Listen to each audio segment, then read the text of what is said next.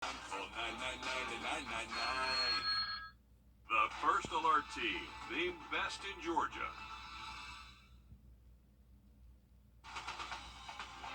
Live from Augusta, you're watching News 12, live at 5.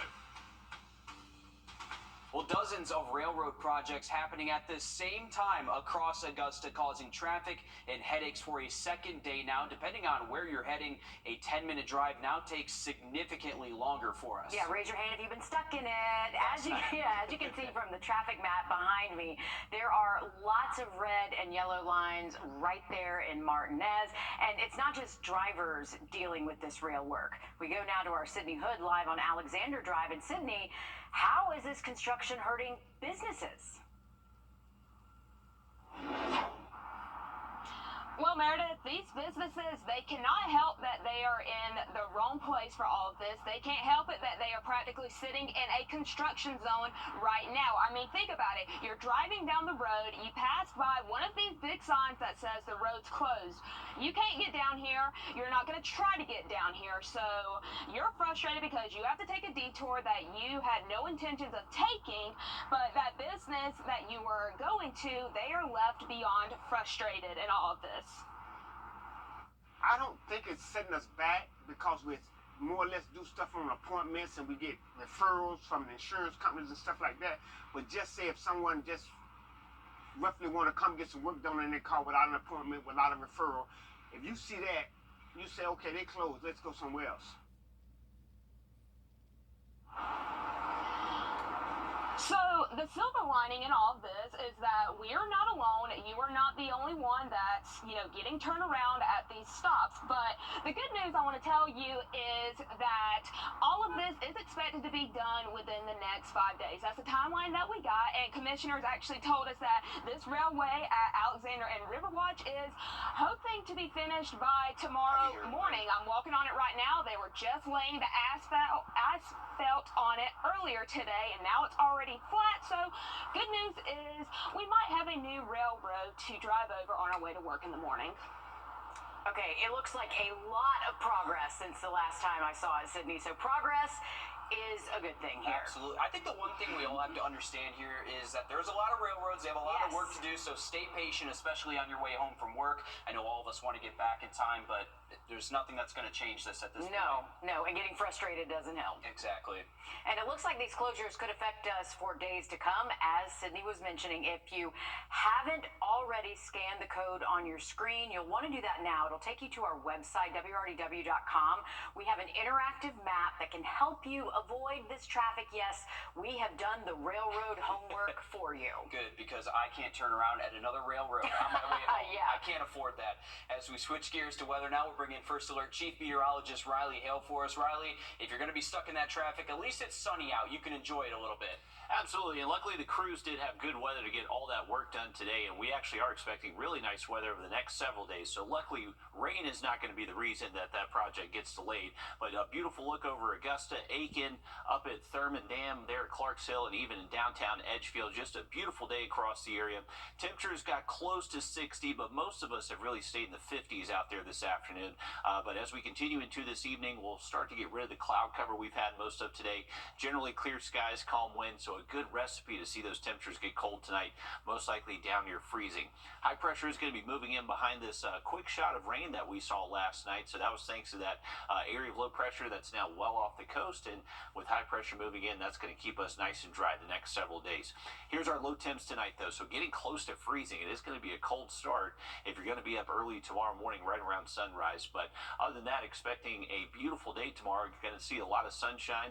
Wind's going to be pretty calm throughout the day, so not as breezy as what we've seen, and those temps will stay cool in the 30s at least around 9 a.m.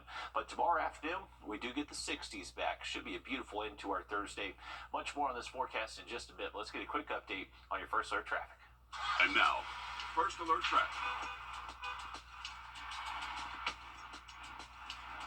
All right, here's a current view at I-20 looking at eastbound and westbound lanes, and luckily traffic moving okay at the moment. No major slowdowns here near the state line, and clear skies overhead. Not seeing as much smoky haze as what we did have yesterday. Same thing over here in Grovetown, looking at exit 190. You can see Lewiston Road a little busy at the moment there near the overpass, but not looking at any accidents there in our tower cam view. Have much more on the full forecast for you in just about 10 minutes. All right, thanks for that, Riley. Georgia Governor Brian Kemp signing a bill into law today that allows anti-Semitic acts to be charged as hate crimes. But just hours before he put pen to paper, Georgia's only Jewish lawmaker says she was threatened yet again. State Representative Esther Pantic says she received the threat in the form of a threatening postcard. It was sent to her home address. Now, she says this is not the first time she has dealt with anti-Semitism. What is it like, I think that's something a lot of people have not experienced, opening your mailbox and seeing something like that. Yeah, and I hope they don't, because it's unnerving, and everyone should be able to feel safe at home. What starts when you attack Jews doesn't end with the Jews, so it goes on and on and on. Hate continues to grow. Just ahead in the next half hour, reporter Abby Kasoris will have the latest on this new law and what it means for future legal cases. To South Carolina now, where Attorney General Alan Wilson is calling for a new statewide violent crimes reduction unit. Now, this is to tackle the state's backlog of more than 11,000 cases that are 3 years old or older. Many are murder or sex crime cases. Wilson is requesting $1.5 million to help deliver justice in these cases. Using the funding, a new team of prosecutors and investigators would be created. Wilson says experienced prosecutors would be targeted so they could hit the ground running. We're getting lots of retired, so people who used to be prosecutors, maybe went into the civil practice arena or the criminal defense arena, and then they retired, and they're looking for, hey, I'm bored, I'm tired of being retired. They're in their 50s and they want to come back to work. That's where we probably go. But, we're not going to do anything to hurt the solicitors and their talent pool. We're just going to augment it. This unit would focus on reducing the backlog so solicitors can focus on the new cases that are coming in. A Columbia detention center cracking down on contraband, leading to 7 arrests just this month. Some of those arrested were correctional officers and a nurse. Reports show the contraband includes cell phones and even outside food deliveries. Law enforcement say that all 7 of these arrests include women. A USC criminology professor says female staff are targeted by inmates and form relationships with them. But family who have loved ones at the detention center say it's time to stop blaming the inmates. This has been being brought to the forefront for the past over a year. And they always want to blame the detainees, but the detainees aren't going home getting drugs and contraband. This detention center is under investigation by the Department of Justice over allegations that the jail might have violated inmates' civil rights. The jail is also facing several lawsuits. Tomorrow, Nikki Haley will make stops in South Carolina ahead of next month's presidential primary. She'll host a meet and greet in Columbia tomorrow afternoon. Then she'll travel to Hilton Head. Friday, Vice President Kamala Harris will make stops in the state, including Orangeburg for a Get Out and Vote campaign. The Democratic presidential primary in South Carolina is Saturday. And on February 23rd, former President Donald Trump will be in Columbia for the annual gala hosted by the Black Conservative Foundation.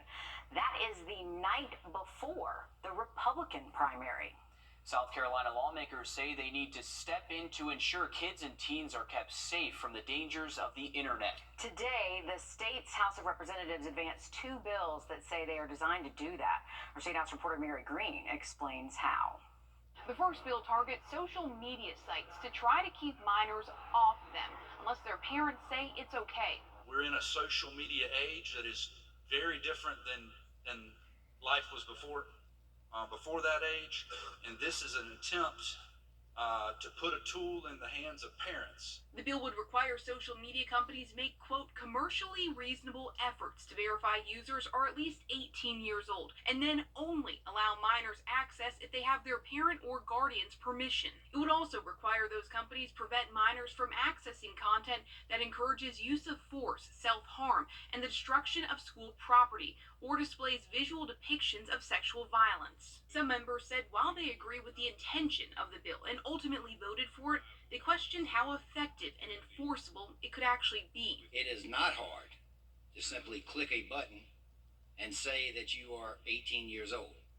It is not hard for a 16-year-old to click a button and say that I give permission for my son or daughter to have this account. The House gave second reading to that bill, essentially passing it in a near unanimous vote, as members did for another bill that would require age verification for pornography websites. After one final vote on both of these bills in the House on Thursday, they'll move over to the Senate for its members' consideration.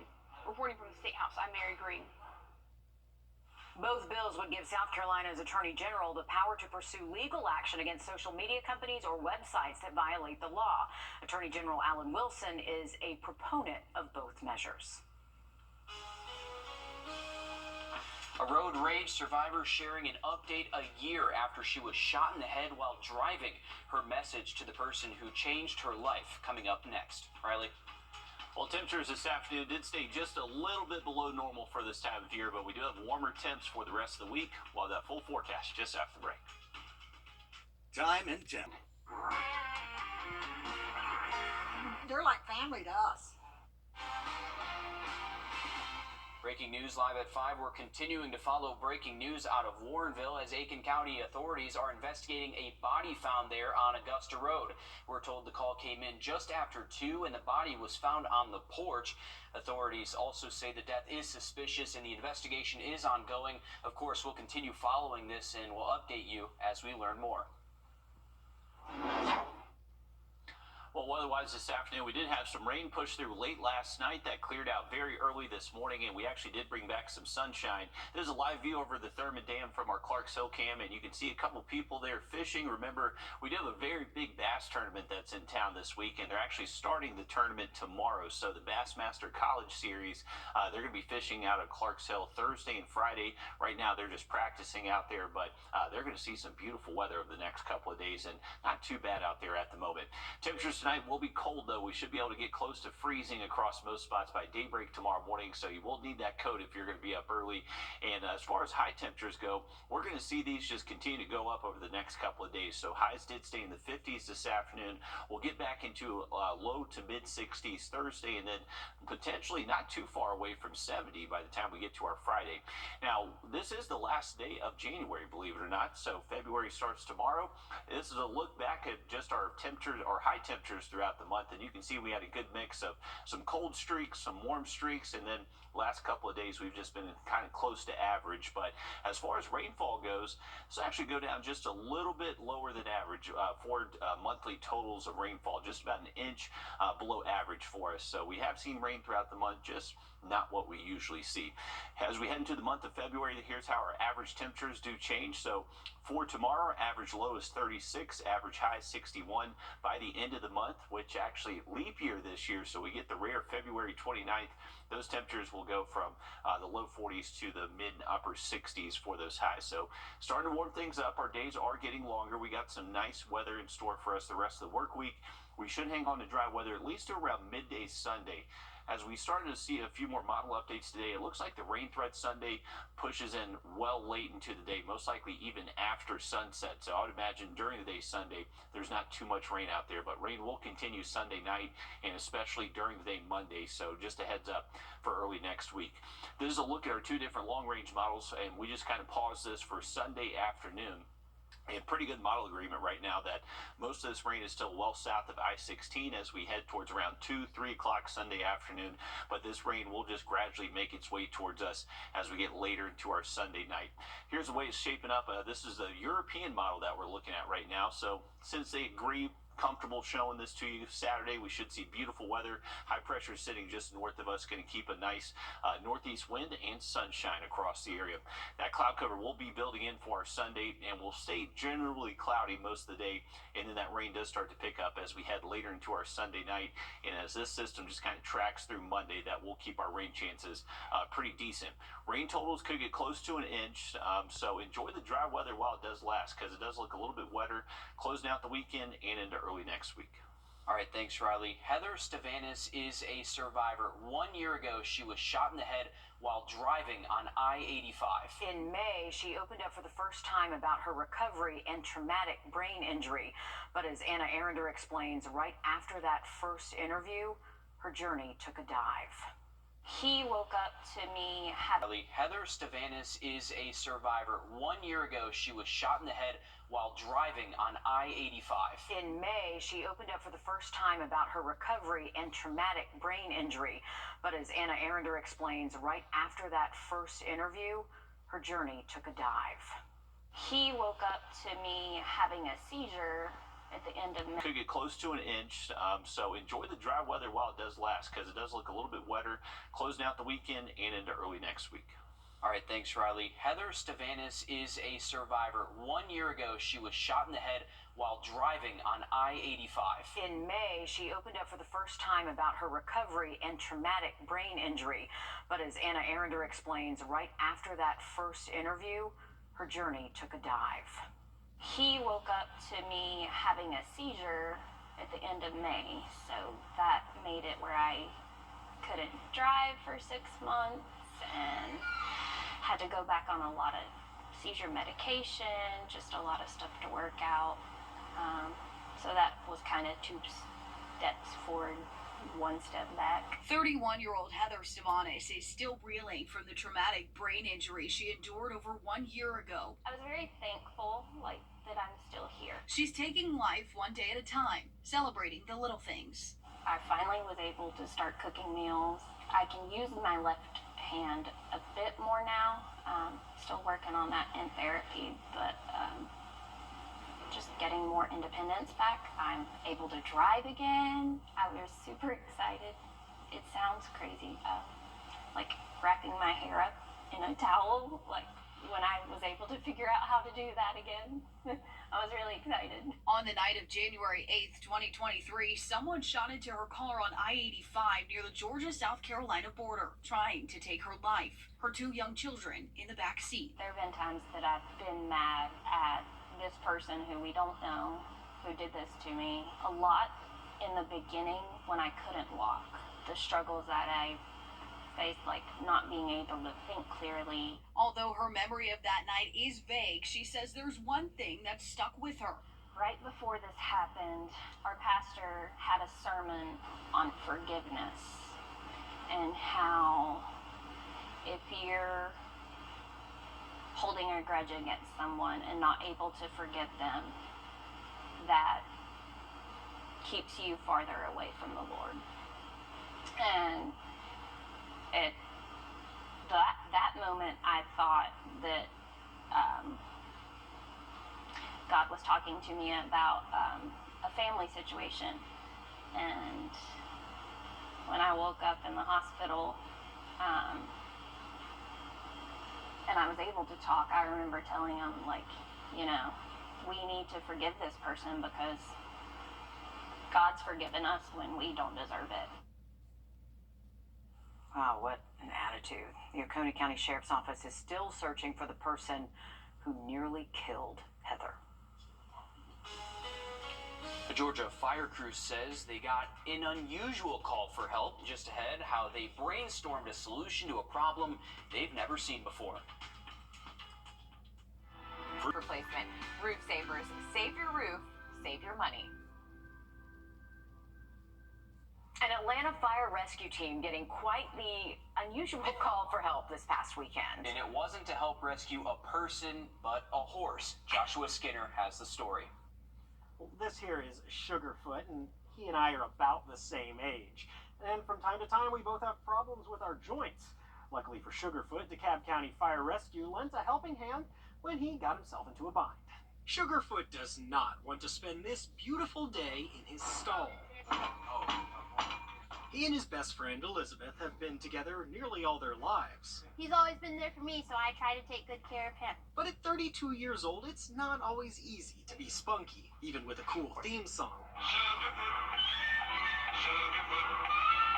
So when the good people of Little Creek Horse Farm noticed Sugarfoot laying down in his stall on Saturday, worry set in. We all tried for hours to get him up, and he just He wasn't able to. He was too weak. If a horse lies down for more than a few hours, it can cause life-threatening damage to organs and muscles. DeKalb County Fire Rescue was called. This was the original one. It's the first time we've ever had to lift a horse up. DeKalb County's technical rescue team, specializing in lifting things, sprang into action. So any obstacle you give at us, we could lift that up. Over the next hour, the team worked to concoct a pulley system to lift Sugarfoot back onto his feet, saving his life. I need to write like a million thank you notes to them. Now he's back in the pasture, doing his thing. Seems pretty spunky. Thanks to DeKalb County Fire Rescue. I think we can get a horse up anytime, yeah. Yeah, no horsing around. And Sugarfoot's owner says that he is up and walking around normally now and has a doctor keeping an eye on his health there. I mean, you gotta do what you gotta do to get the horse up, right? I think one of our producers here even said, can the fire department help, move a couch or two? They lift anything, Yeah, right, that's Riley? a good idea. Hey, they are there to be on your side, so you never know what those calls are going to bring, I'm sure, when they get them. Hey, weekend forecast looking good Saturday, and right now mostly dry during the day Sunday, but rain will head our way Sunday night. Now look at the forecast just after the break. 9 of Public Works employees in Greenville, South Carolina, making a lucky find after one woman lost her wedding ring in her recycling. The city says the woman emailed Public Works saying she'd lost her diamond ring while tossing out her recycling, knowing the odds of finding it were slim to none. I mean, look at that. Yeah, That you're was not hard to finding that. find. Workers decided, hey, we're going to give it a shot, and they dumped the bins on the ground to look for the lost ring. And despite the needle in a haystack odds, they found it, and it was safely returned to its owner. As someone, Look at that. No, as someone who just recently bought an engagement ring, I would be in the corner tearing my Searching hair out. every bit. I mean, I would be in shambles trying to find that Well, ring. also too, I mean, you saw that it's like a diamond band. I mean, it could It's look not like even an aluminum yeah, can if it was right. next to an Yeah, aluminum yeah. can. In it would- recycling too. Yeah. Oh goodness, no. Crazy. And I mean, it's impressive how organized the trash actually is, how they're able to say, like, okay, we can go to this container, dump Yeah. out the trash, and find it. Pretty crazy stuff. Didn't you lose yours in the lake or something? I lost it right there, still about I 30 knew it feet was of coming. water. But shout out to Neptune Dive and Ski. They actually found it to me, so had a diver pick that up. But hey, beautiful weather out there today. We got nice weather sticking around the next couple of afternoons. Just going to be a little bit warmer. Highs back into the 60s Thursday, Friday, and Saturday. And just keep an eye on that chance for rain Sunday night. We'll have much more coming up just after a short break. Introducing the first